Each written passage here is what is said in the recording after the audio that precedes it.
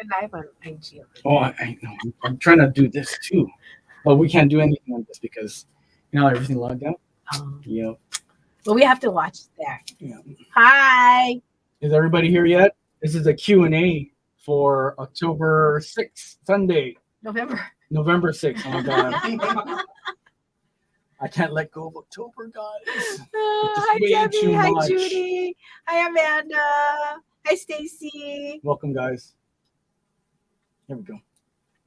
We're here to answer any questions that you might have about the Bead Gallery. This is our 25th year in business. We've been closed for 1,000 days. We just reopened, was it 2 weeks ago? Pretty much. We're going to be open through the holidays for 3 hours a day, which is kind of cool. Still open by appointment earlier. Yeah. Yes. 11. Yes. Yeah. 11 to 2. We still have appointments. And then 3 to 6, we are using the parking from our wonderful Mr. Hamada, who's letting us use it through the end of the year. So that's pretty cool. So if you want to get anything and you want to see it in person through the end of the year, make sure you come in. Okay, that's a good first question. Are you open? Yes. Yeah. 3 to 6 walk-ins, and then 11 to 2 for appointments. We highly recommend the appointments if you have lots and lots of questions. Because yesterday when we had open shopping, it was basically a free-for-all, and it would have been very hard to have personalized service. Yeah. So, appointments are good in that way if you want like personal shopping experience and all of your questions answered. Yeah. And all the attention put on you. Yep. Hi, Cass. There you go. Do the Hi, Merle. So this Q&A is, we wanted to know if you guys wanted to know anything from us. Technique, times, how do we know what we're doing? How do we know what we're buying? What are we going to do next year? What are we going to do next month? Any kind of question. Let's do this first one. Okay. Kara said, what is it like to work with something you love? Do you always enjoy your work, or is it a struggle sometimes too? God, that's a double-edged sword, man. Jeez. Wow. It's like family, right? What is it like That's to work with a very good question. Yeah. Do you enjoy your work, or is it a struggle? Yes. We enjoy our work. We like to work with something. We love beads. We love beads. Period. Yeah. That's a love. Yeah. I think that I feel privileged to have been able to work here for the past 21 years. 4, right? And One. now 21. 21. And it's always a nice thing when I get to walk in. Well, when we have the store open for retail, you just walk in and you open the door and all the beads are there. Oh my God. That is the greatest thing in the world. Like, I felt so lucky to have been able to do that every day. Sometimes the other parts about selling the beads can be a little bit stressful, trying to figure out how to sell them to you, to everybody, to make them something that everybody would want to buy so we can make enough money so we can stay in business. Yeah. That gets a little stressful, and trying to figure out, navigate what happened during the pandemic. That was not as fun, but I mean, because that was hard. We loved it so much, we did almost anything to keep going. So that was a different kind of 1,000 days. That was very different. We had, prior to that, it was always brick and mortar, like just brick and mortar. And it's so different trying to guess without being able to see, do they like it? Do they not? Can they see what we're showing? I mean, it was a long time of second guessing. I feel like it was a lot of guessing on our part. Yeah. And still, I think, a work in progress, this whole online shopping and shopping through video. So when it first happened, or when you only have the brick and mortar, you think, oh my God, it would be so much easier to have an online store. No. Don't After even go 2 there. years of trying to make the online store take off, we're like, oh my God, we need a brick and mortar store. Yeah. It was so much easier when people come and serve themselves, pick off what they want. Yeah. Because it's there. So it's there. easier. I was not open an online store. I was just telling someone Not that. recommended. She was like, "Oh, I think about doing it online." So I said, "Please talk to me Oh first, no, please, because I would like to give you all the backstory." Like, I'm working on a system of organization after 2 years of it being chaotic, and I was writing out the steps of what it takes to put on a live show, and there was almost 60 steps. It was amazing, 60 steps, and it takes a team of 5 people, 3.5 days to put on one live show on a Saturday. And I agree with you, Deborah. Techie stuff has been pretty much the bane of, our existence. We think something works and then you go on to do a show and it's not working the way it's supposed to. That's very stressful because we want to make the experience for everyone as positive as possible. And when stuff isn't working, or when the computers are lagging, or when the screen is buffering, we feel your pain. Yeah, we do. Well, we probably feel it 10 times because We're like, us trying to bring it to you, and we really strive. we're like, Stanton, camera down. Don't show our face, because right now my face is just like close to like crying. Camera down, mute on. Camera down, Stanton. We're so dependent on tech. It's so. Scary. I called Judy yesterday to talk about the show, and I was like, Judy, did you know that we use 3 different apps for you to see the show? And she's like, really? Mhm. Because we need Facebook Messenger, right? We need Facebook Live, and then we have the app that allows you to purchase, and then we have Shopify, which is our website, and all 3 of those have to work together in order for you to get something and check out. And if one of us is being naughty for some reason, because there's always tech updates, Oh yeah. we are stopped in our tracks for each person. So we thank you for your patience, because it has been Quite an experience. Quite an experience. Thank you, Kelly, for your positive comment over there about COVID. And yes, I totally agree with you. So many of our friends, we've only gotten to meet you since COVID. Yeah, yeah. Kim, Deborah, all of you, Karen, Robin, Jermaine, Jermaine, wherever you are. My God, we love you guys. Oh. And we would probably have never met you if COVID didn't happen. Yeah. So we're so thankful that you guys decided to come check us out and stick with us. I mean, we couldn't tell you how much we appreciate you guys for sticking with us. Oh yeah. So thank you so much. Thank you. First one on the list, right all there. of you, Right there. So, all of you. so do we enjoy our work? Yes. Is it a struggle sometimes too, Kara? Yes. Yes. More so than ever for the last 1,000 days, but I think it tempered us, and I think I feel like I learned a lot. Oh yeah. Stacy says, "Where's your location?" Jason. 885 Queen Street, Suite D. Ring the doorbell. 3 to 6. How's that? So Yeah. we are next to Hamada General Store, Mhm. and around when did they build this original building? Was it 100 years ago? Gotta be, Pretty yeah, because the house across the street, my grandma grew up in that pink one, and my grandma would have been about so she would have. Oh no, you know the one. There's another pink one. Yeah, Yeah. my grandma grew up there. There's and lots that of was- pink. Yeah. That must have been like 90 years ago. She grew up in that exact building. So I'm thinking this whole area is about the same. Yeah. So the Hamada General Store used to be a real general store. Kind of cool. Uh-huh. And we're in it. Oh, The old Momo location. Chan, I saw your question about the Tic Tac containers. If you do need a few more, I have a couple of 100-piece bags I can hook you up with. Yeah.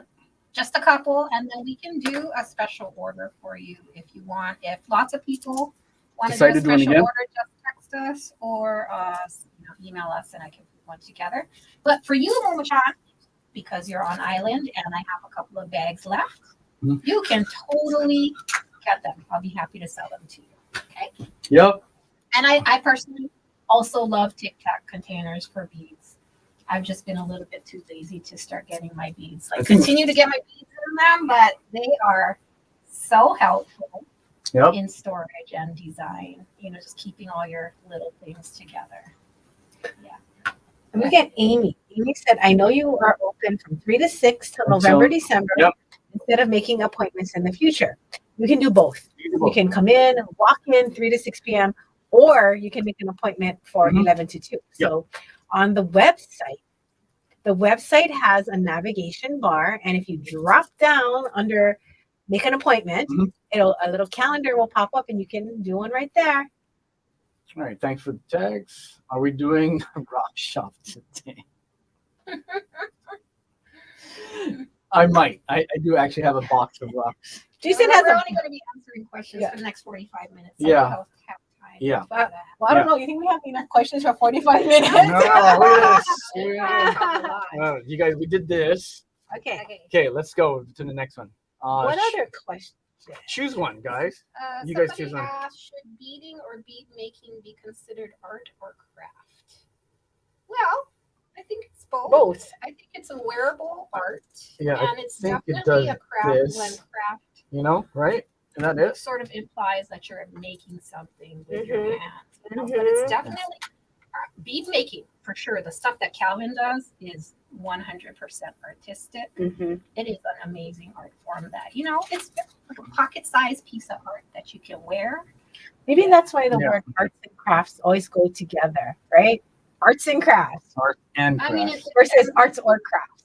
and the kind of beading that we do is definitely more artistic because we tend to do more one of kind and just, you know, go for like Unique. yeah. And we're putting so much quality into it, right? It's like the thought of the design, the quality of the beads. I think the whole thing equals something that we want to last very long. And I think of art that way. Yeah. Something you want to last a So I long think- time. I think for us, beading is definitely an art. Maybe not for everyone. I Yeah. think some recent, no, I'm not going to say recent, but some people do think of it as just a means to an end. You know, they want a way to make some money, and they want to make jewelry because everybody's selling jewelry, and they don't want to pay for the jewelry that people are selling, so they'll make it. So in that, maybe it's not so artistic at that point, and then it's more into the crafts. But I think that the way that we exercise it, we definitely treat it like an art. And we try to bring some beauty into the world and share it with you. Of course, we love to share ideas with everybody. And it's fun. It's supposed to be fun. Let's fund this. Jason. Yes. Let's go to this question. There are many types of pliers used to make jewelry. Which is the best to be used when crafting? Well, Can look around. Oh, we have some of them. right there.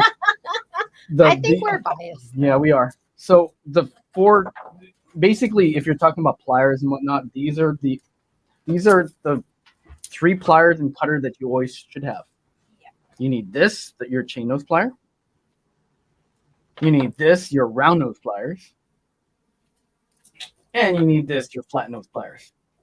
Another plier I find extremely handy is the multi-step wrap and tap. Yeah. I love this tool. Yeah. So this is a cutter. And then pick out your favorite.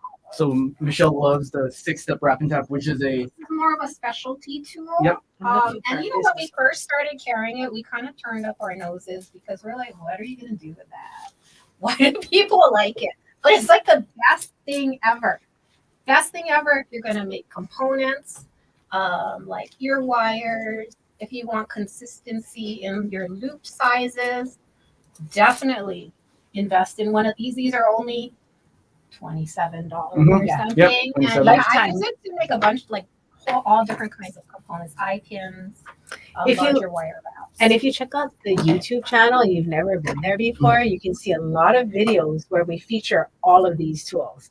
Like these are pretty much the tools you'll see in every video. The Lindstroms, the 6-step wrap and tap, the specialty cutters.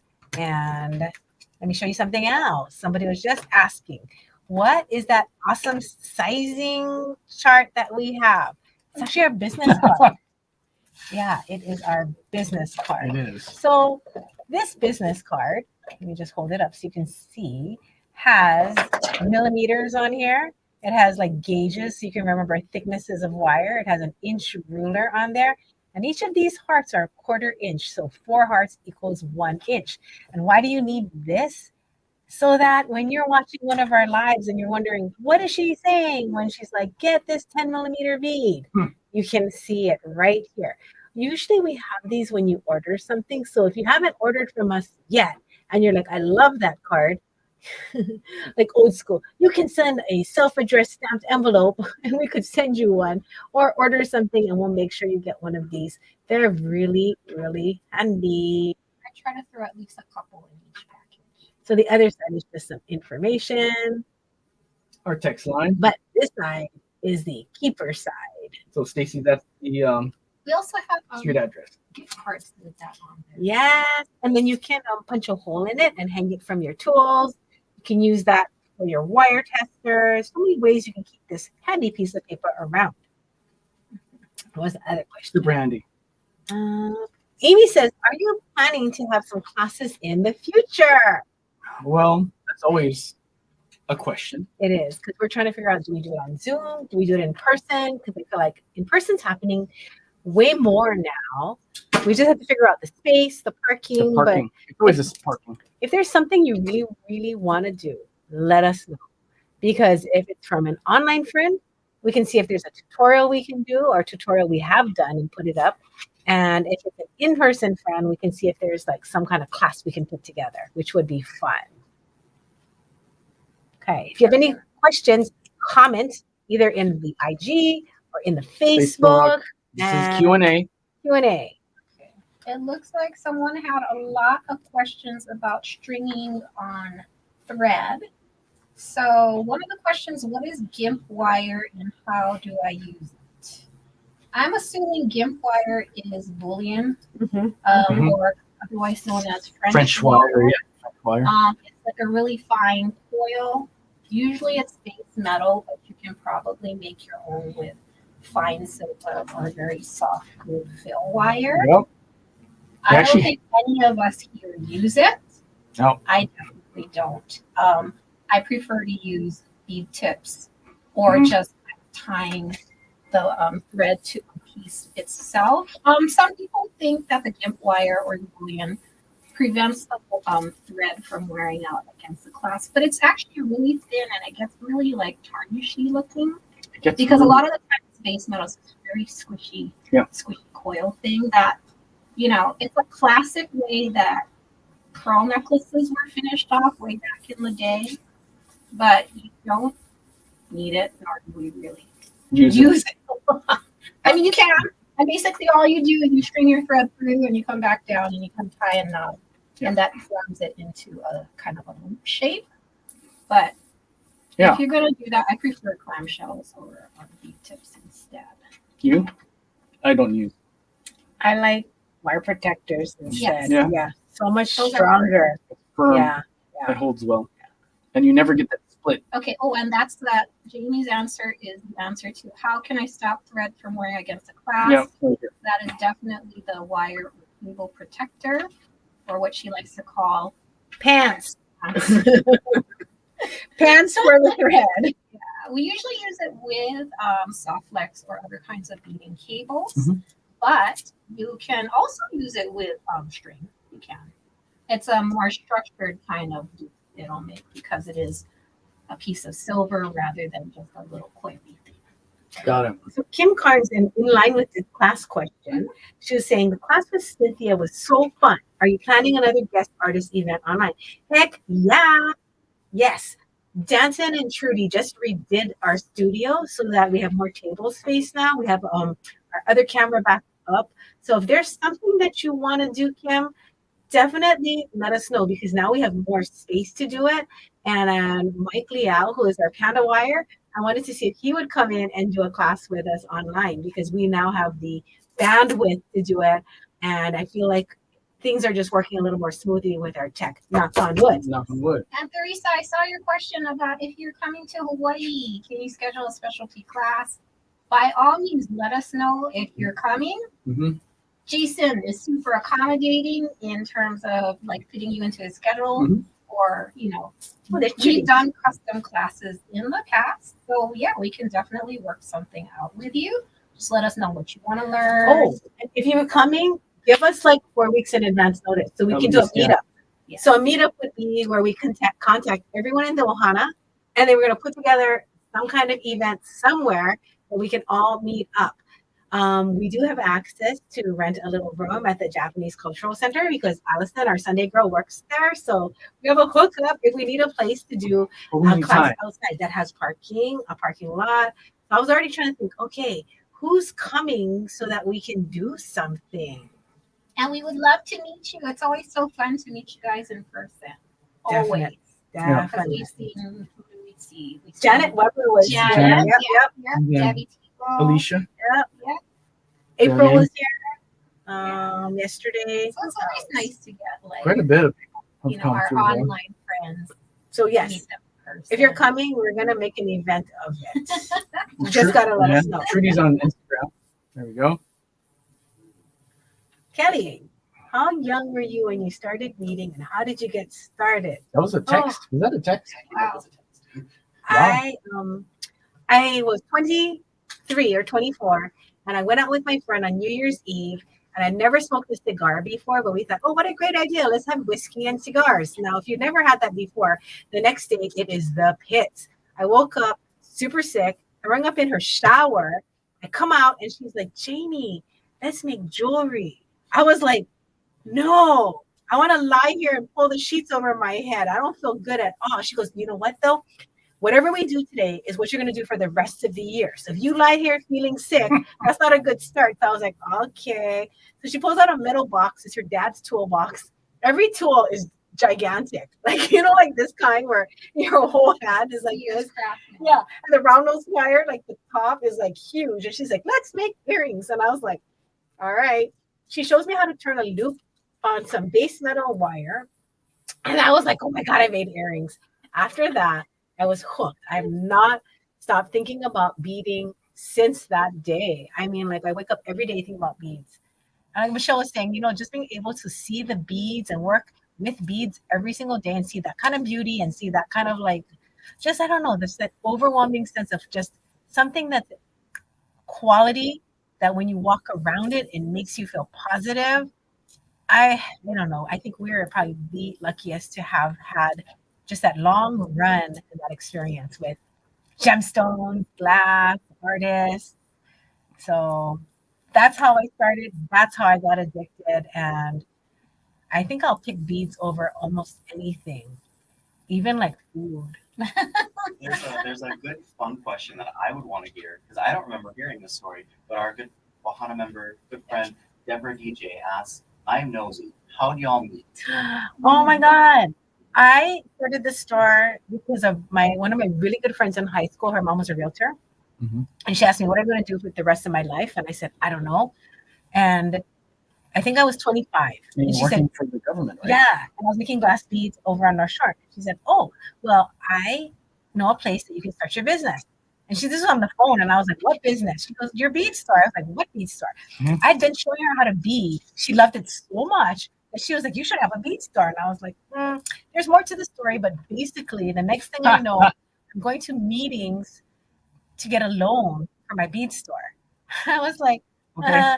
and then she's like, just do it. You're going to have good practice on how to get a loan, good practice on how to sign a contract. Even if you don't do it, you'll know how to do these things. I was like, okay.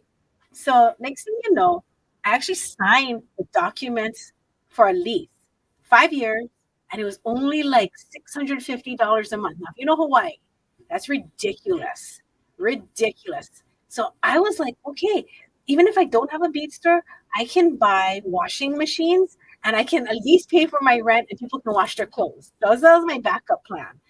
And then I went to the bank and I told them that I signed a lease and I needed money right away to open this store. And they were like, okay, well, if you give us, you know, your condo that my dad helped me buy, he bought for me, basically put it down when I was coming out of college and needed a place to live. He's like, you can put that up as collateral. So I was like, the whole thing? And they're like, yeah, and if you don't pay us back, then we'll just take it. I was like, hi, I called my dad on the phone. I was like, Dad, is it okay if I try, you know, to open this store and use the condo? And he was like, okay, give it a shot. But I'm sure he's thinking, oh my God, my daughter's never had a job more than a year, ever, anywhere. And no one ever thought I'd be able to hang in for more than like 3 years max. My mom still says that to me today. She goes, I don't know how you did it beyond 3 years. I'm like, Mom, it's 25 years. I said, I'm loving it. But so then go to the store. I'm in month 3 of trying to set it up. And I don't know how to use a cash register. I don't know. I have the lease, I have a friend coming in who's redoing it to put walls up. And I met Jason through a friend of a friend, and he does photography. So he's like, I could take pictures of your beads. I was like, right on. And so he came in, and remember, you helped paint like the whole top of the store, the Yeah, first store me and on Papiolani. me and the electrician became painters. Yeah, The yeah. electrician, after we put up the lights, he would come. He stayed afterwards on to and- help us paint, and he became a friend. He married one of our volunteers. So like this is Yeah, yeah. he painted our store with me. So we've been really lucky. Like everybody we meet has been so good, so kind, friends of friends. We built our business on volunteers, their family, their friends, and it just kept growing and growing. So the Ohana has been going on for years and years. We met Michelle, who was a customer first, and then came on board. Danton was a customer who came on board. The only person who was never a customer was Nancy. And No, but she was a customer. Nancy, Yeah. she had bought something because we met her through Allison, and she came to No. a Zoom No, she actually bought stuff. before. But I actually bought stuff for the Zoom. No, I met her before before you guys met her. Nancy, Yeah, but she really? bought her stuff online. I gotta ask her what she bought. Because the first time I She met bring- her was in Zoom. Random thing. Yeah, Random tip, you think? I don't. We should ask her. That's it. I gotta go. Nancy, What'd you buy first? Okay. No, I think it was some tip-filled something, and I had to ask her. Are you sure you she know came how to to my do grill this? at Yeah. no. There you go. Oh, you I like had a that COVID. Zoom, I had a that COVID was it. Zoom. And I wasn't sure why she was buying it. 'cause And I that was didn't the think Zoom. she knew how There to you do go. it. Yeah, putting it together. During the Zoom, because I don't even know if she beat it, I said, I need some help with my Zooms. And then she raised her hand and she said, I'll help. And then we just sucked Nancy Lee into the bead world. I think she's only had one bead class, and that was an online brilliant rap class. Michelle, you do this one here. Where did it go? How did I There, start yep. beading? Well, I had, I've been beading for a very long time. I remember my first experience with understanding or knowing that beading was actually even an option. That's something that people do. Was my freshman year in college, and one of my friends who lived in the same dorm as me, she's like, "Yeah, here, let's make something nice or See, something." that's the thing again. Yeah, You jump into or it. you want to like make jewelry, and we're like, "You can make jewelry?" Yeah. I didn't even know that was a thing. But that was my first year in college. I didn't really make anything. I think I bought maybe one container of beads the whole year that I was on the mainland. And then again, I got another exposure to beading that I didn't start actually beading, but my husband, who was my boyfriend back then, his cousin was beading. And she had a box of glass beads, and she's like, "Here, why don't you design a pair of earrings?" And you know what? I could not, because it was so hard. I couldn't decide what 3 beads to stack on a head pin so I could get an earring. I didn't even design an earring that day. Although my husband did. I think I still have that pair of earrings that he designed for me from way back then. Wow. See? But really, honestly, I started beading because I borrowed this book from the public library. Oh. On how to do Native American style stitching around cabochons and like hat bands and belts and stuff. It was very southwestern influence. So I did that for a while of gluing cabochons and back stitching around it. I don't even do that kind of jewelry anymore. No more. Now I'm totally into gemstones. But that was my start into beading. And then I used to shop at craft stores. And then I met Jamie and Jason at a bead show. I think one of the first bead shows I went to. Louis Wilson's, right? I think so. Ilikai. Yeah. And I signed up on their mailing list. And I got their newsletters for about a year before I went into the store. How many times did we do that a year? Every quarter? And like the Ilikai show is how we got Calvin to Hawaii. That's how Calvin ended up coming to That Hawaii. was a very pivotal bead show. It so was. thank It you was. for being Thanks, Louis. Yeah. Yeah. Unikai, man. That was Otherwise, but I actually didn't set foot in their store for like a year after signing up on their email. Well, that's list. good because we didn't have much the very first year. I used to shop at Craft Supply at Honolulu. Oh my God, me too. Who Me didn't go too. there? Everybody went there. Yeah. Everybody went to a craft supply. Yeah. Jason, how did you start beading? You. And the store. Yeah. Because I broke my theory is break stuff, fix stuff. So she showed me a few basics, I broke stuff and I fixed it. And you know what's amazing? Like how you took to the tool part, the fixing part, the drilling, the soldering. I mean, like, man, you Break can it, make fix it. anything now. Break it, fix it. That's Very what I used to do. amazing. Yeah, I it's like- always good. Okay, look at Amy's question. How often? Yeah, but I kind of want to spin her question because it would be nice to tell you guys where beads come from. Because people always ask me that. Where do you get your beads? And I'm thinking, oh, do I get into the specifics? Like every country and what that country makes?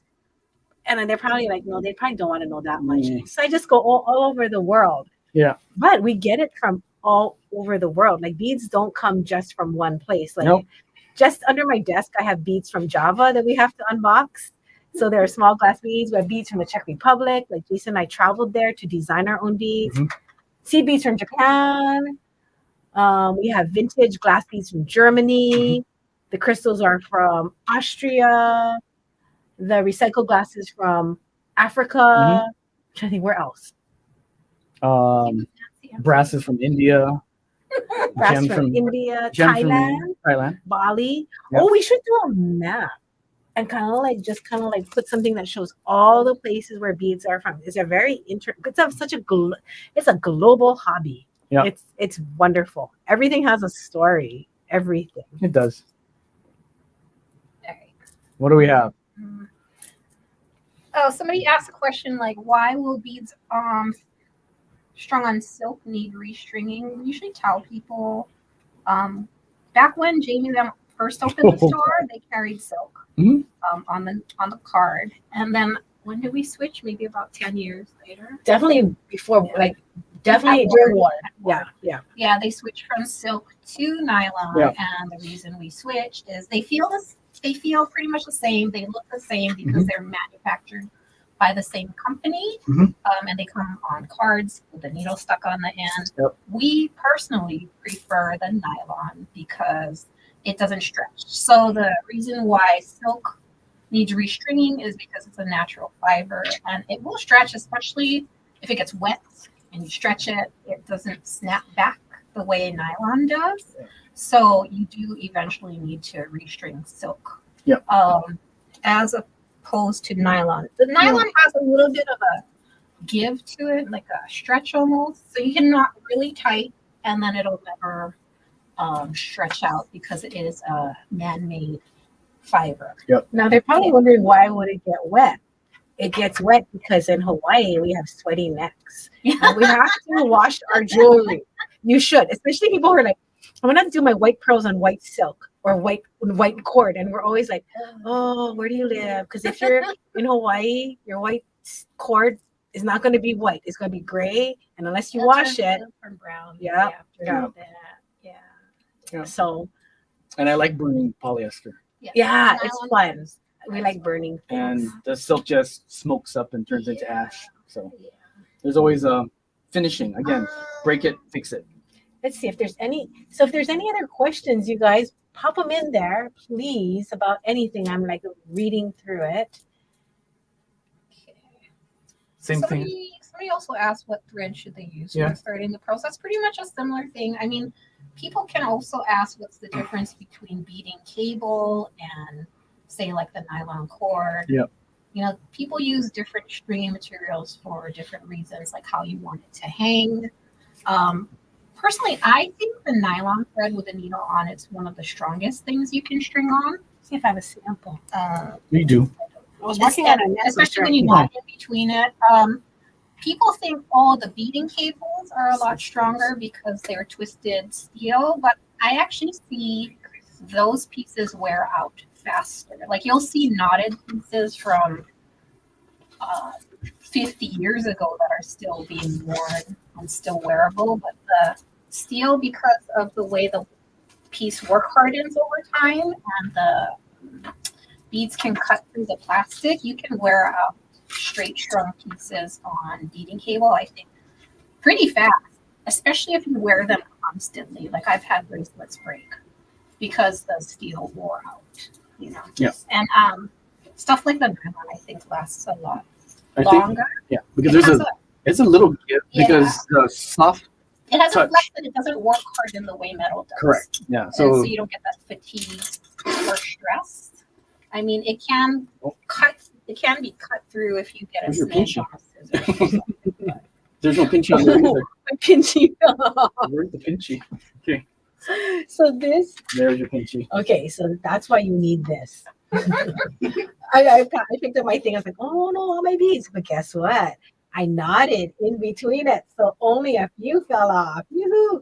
Okay, so this is the nylon we're talking about. We have built our business on this thread, so we want to show it to you in person. It's super strong. This is a size 10, and there's a needle at the end. It's awesome. So if you're just like, I want to start stringing, I want to make something, I don't have anything else. If you have some beads and this, you can string up your necklace, tie it in a knot at the back. As long as it's about 24 inches, you can get it over your head. You don't need a clasp, and you're beading. Yeah. Your very first project can just be string, tie a knot, get it over your head, and then you're making jewelry. Yeah, and it's not a con. It's not a con. This is just a limitation. Yeah. The 2 meters. That's it. It's just a limitation. Don't think of it as a bad thing. It just you got to design everything. To On be two- 6 feet or less. That's right. Which is usually the case. Yeah. So it's all right. So that's your thing. But there's other things you can do to join pieces together. So if you have a long knotted piece and you ran out of thread, you can end it and then start a new piece and connect them with like a link or something. You just got to be creative. If you want to make super long pieces that exceed the length of the 2 meters. That's right. Yeah. Go get them. You know, it's just, Creativity is the Yeah. mother of invention. So it'll force you. It'll force you to be creative. Deborah DJ says, what makes kangaroo leather your go-to? Besides being 1 millimeter and super strong. Yeah. Super Oh. strong. On my neck. I'm wearing 2 kangaroo leather necklaces right now. It is super strong. I don't mind putting really something is. like Yeah, it ruby. really is. There's a ruby and a sapphire on these necklaces. it has a nice feel to it too. We originally started carrying Indian leather, because it's very economical. It tends to get brittle though over time, and it has really weak points Mm, along the way, so you can just like snap it with your Yeah. hand. it sucks. Yeah, I mean it's not great. I think the No, processing. But the leather doesn't suck. The weak points Yeah. that snap suck, especially when you're almost done. And then you're like tying your knot and you're like, and you're like, And oh, normally they'll just tape little sections as Oh. how ended. But Yeah. you know, I think just the way that the leather is processed, because it was very cheap. The cow leather from India, was not didn't perform the way we wanted it to for most applications.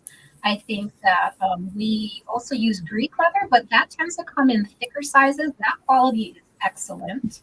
It's really good stuff. But they don't make it thinner than No. 1.5 Yeah. millimeter. And their color selection used to be rather limited. But so Jamie found the kangaroo and buffalo leathers from a leather specialist. Right? Mhm, Yep. mhm. And then she really likes the way that it performs because it's strong and it's still very soft and Yeah. flexible. Yeah. It's unreal. It's so supple, you wouldn't think. Yeah. And then when you try to pull it and snap it, it is not like Indian leather. It's not easy. Yeah. It doesn't have that dry feel. It's really, really amazing. Oh, So Jason, Yep. I have a question. Go. We have something called vegan leather, right? yeah. Yeah. I've never heard of that until our store. Yeah, it's a polyester type leather that's dyed, and it has it's kind of like, your tofu substitute kind of thing.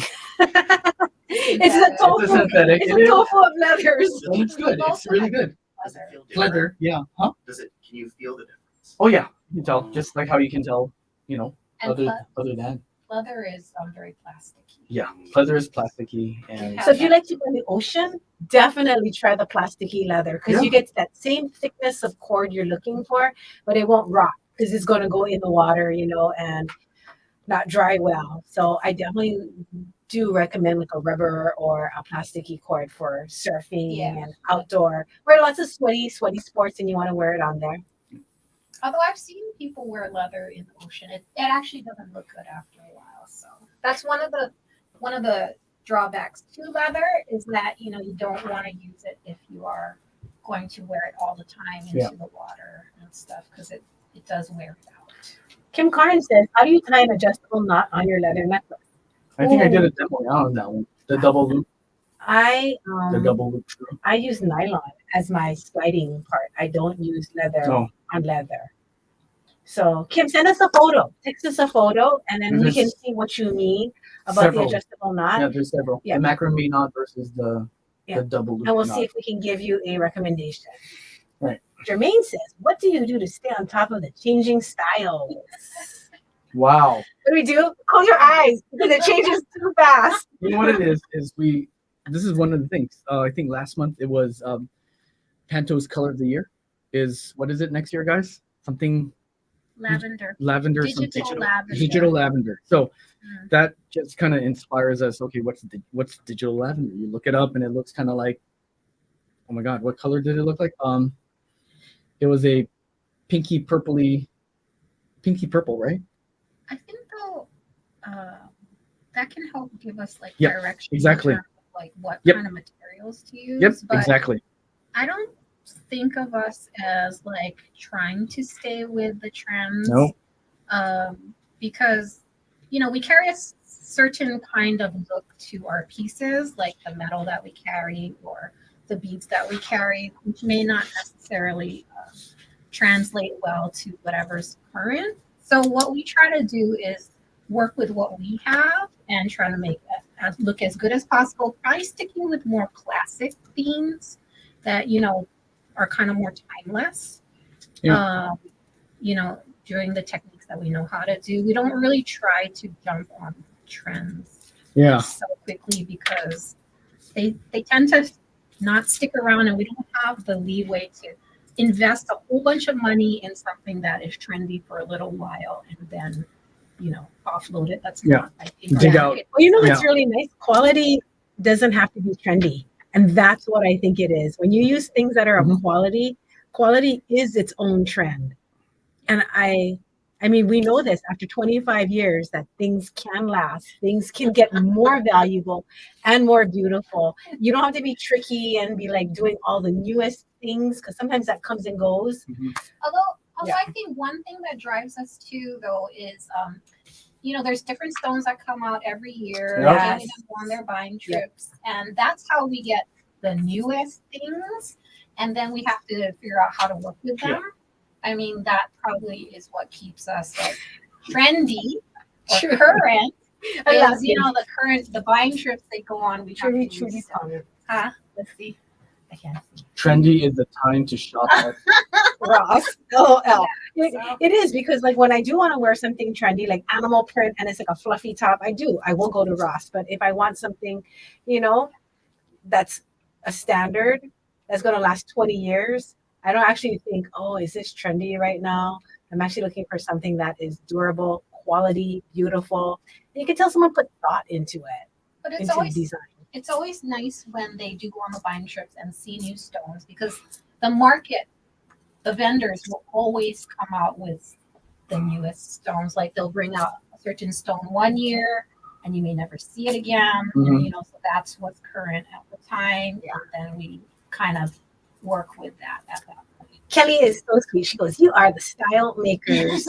After a quarter of a century, I think so. We've got a lot of practice. Yeah. JJ, Michelle, I've got a question that hasn't come up yet. Okay. Because we're talking about style, and we have so many kits. We for a good amount of time for the last year have made at least 2 to 3 kits, new kits, each showcase. Yeah. How long does it take us to make a kit for everyone to enjoy? We curate everything. We have so many processes. How long does it take?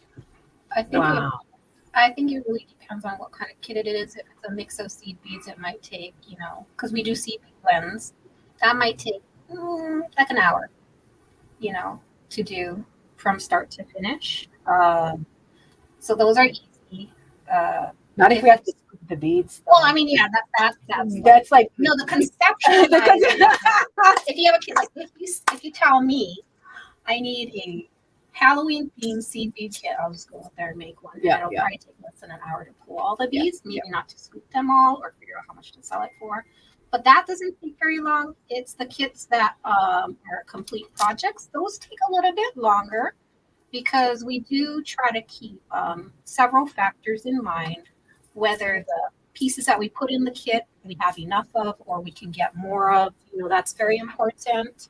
Unless we're trying to just get rid of something in the store, then we'll make as many kits as that has. But like, we try to stay within a certain price point usually, because if it's too expensive, it's very hard to sell. And there's a lot of different factors, and it can take a while. So it can take Days. a couple hours for a basic pair of earrings to maybe a day or two, or sometimes they stay in progress for a very long time, and they're never finished until Because so really the concept's there, but there's something, right? Look at everybody saying sometimes we don't have enough of something. Like, we gotta wait for something. Just yesterday at my faves, I was showing an angel fairy kit that I only had I think 9 total of, because we've been waiting months and months to see if that bead cap would come back in stock from our vendor. They just don't have it anymore. So finally I was like, okay, I have to change this kit and I'm going for it. Well, but I think we try. I think also the Swarovski drops, we don't have those anymore. Yeah. At all. Do you count? Or it's more by when it comes to Seed beads. it's scooping, so it's volume. Yeah. We used to weigh. That was insane. That took because so long. you would Oh, pour a long little time. bit, tap the scale until it Yeah. changed, and then it And changed. we're not the store that That goes took for a forever. close approximation. We We make want it sure that it exact. is exactly when it hits 0.0, Yeah. right? And maybe that wasn't to our benefit over the last 25 years of that kind of exacting amount. But that was when we were back at Ward. Yeah. That's when we had time to do something like that too. So now, but the bagged spacers and stuff, most of those are actually counted. Hand counted with our own eyeballs. Yeah. Yeah. That's why we try to make small quantities. So we don't have to count that many of them. Yep. There it is. Okay. Okay. Let's Jason, see. what size bracelet do you wear? Because Sylvia Warren wants to make a bracelet for a male friend. It So depends on how big they are. it really is. There's for men, there's the small, the lean frame, then there's the medium, which is the average frame, and then there's the husky frame. What So- about making it adjustable with a tiny piece of chain at the end, so it gives you 1/2 inch to 1 inch leeway? For Sylvia, do you think your friend is sort of like Jason's size? Because I have a medium to lean wrist size. So What size do you wear? I wear between a 7 and a 7 1/4 on a straight line if you string it up. But when you put it on a round one, it's and it freaks everybody out, but it's 6 3/8. It's almost 6 1/2.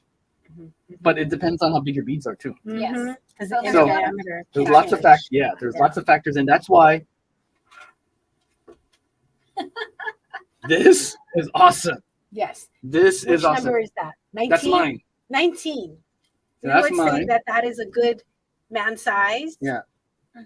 Yeah, because if you put a 12 millimeter on here and then you put an 8 millimeter on here and you lined it up on a straight line, it's not the same length. Yeah. This is what my wrist size is. That's it. That's all I'm going to say. It's a circle, just like your oval wrist is. Debbie said, Before given what you said about nylon cord being so strong, would it be good to use for bracelets or gifts? Better than a twisted wire product for strength? Ooh, that's a hard call, Debbie, because I will always pick 0.014 soft touch over a size 4 nylon if I'm straight stringing. It's Yeah. faster. A Oh, lot God. faster to finish as Yeah. well. Yeah. Yeah. And I think it depends on what you're stringing. Because if you want it to be soft and flexible, you got to go nylon, right? And if you want that circular, more stiff, round feel, then you gotta got to go cable. go with the cable. yeah, you got to go with cable. So Right. we're going to wrap up with Jason because I wanted to talk to you about classes and services.